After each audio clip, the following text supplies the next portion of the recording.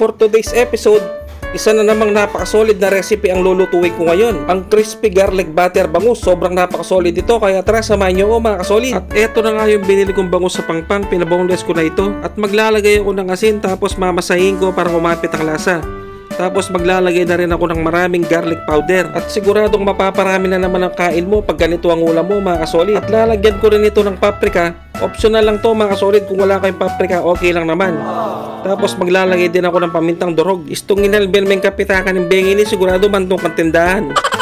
Siyempre, iimasin ko para kumapit yung lasa. At kung nanonood ka pa rin hanggang ngayon, pag-i-comment naman kung tagasan ka para alam ko kung saan umabot ang bidyong to. At lalagyan ko na rin ng harina hanggang sa mabalutan ng todo ang bangus. Yan, pwede na siguro to. Tingnan nyo naman ang itsura mga kasolid. At pagkatapos, nag-ready na rin ako ng mainit na mantika. Start na ako magprito mga kasolid. At shoutout nga pala sa mga bagong followers dyan. Welcome po kayo dito sa aking channel. Yan, malyari na yan. Ibiling ko na yan. Kalakalalay ako mo. Pota masira yun. Op, ganda na mga solid mga masira. Uy, muntikan na masira. Buti na lang, konti lang yung nasira. At syempre, magpapasalamat din ako sa mga walang sawang sumusuporta sa aking channel. At habang iniintay ko maluto yung bangus, start na akong gumawa ng crispy bawang kasi ito yung itatapis ko dun sa bangus. Yan, dahil golden brown na, pwede na siguro to. Iseset aside ko muna mga kasolid. Tignan nyo naman, bawang pa lang pwede nang ulamin. At itatabi ko muna to. At same pan, maglalagay na ako ng butter. At bago pa malusaw yung butter, maglalagay na ako ng honey. Tansya-tansya lang yung paglalagay ng honey dito mga kasolid. Kung gusto nyo ng mas matamis, dagdagan nyo na lang ng honey. At kung wala naman kayong honey mga kasolid, pwede naman ng asukal at konting tubig. Tapos lalagyan ko na rin ng toyo pampakulay. At halu-haluin hanggang sa malusaw ang butter. Yan, pwede na siguro to, napakabango. Kakagutom na. At sakto, luto na rin yung bangus. Ilalagay ko yung ginawa kong honey butter dito sa bangus, yun o. Sundan nyo lang to kung paano ko ginagawa, siguradong napakasarap mga kasolid. Tapos isusunod ko lang itapping yung ginawa kong crispy bawang kanina. Mas maraming bawang, mas masarap. Tapos meron din akong iniwang mga spring onion.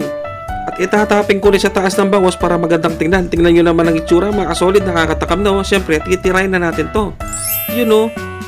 Habang nag-edit ako, naglalaway na naman ako mga kasolid. Sobrang napakadali lang gawin ito mga kasolid, kaya itry nyo na. Siguradong magugustuhan nyo ang reseping to. First bite tayo mga solid. Kain po. Sus Mario Josep, kanyama na po. Lasang lasa yung honey, yung butter at yung crispy bawang. Sobrang napakalutong ng bawang at sobrang napakalasa ng laman ng bangus. At ternong-terno ito sa kanin. Yun o, siguradong masisira na naman ang diet mo kapag ganito ang ulam mo mga solid.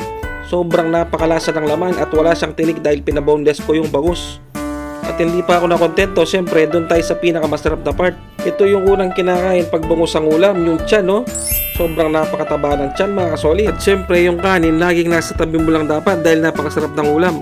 At hindi pa ako nakontento, kinuha ko yung taba ng bangus tapos sinalo ko sa kanin. Yun no, kain po tayo mga kasolid. Pasensya na po sa mga naglalaway dyan, sobrang napakasarap lang talaga mga kasolid. At yung ulo itatry ko kung malutong. Ayos din yung ulo, malutong din. Siguro last bite na lang muna to mga solid. So off cam na lang namin titirain to. Maraming salamat sa inyo, napakaswerte ko dahil kayo ang followers ko. Siguro hanggang dito na lang muna ang episode na to. Maraming salamat at ingat po kayong lahat.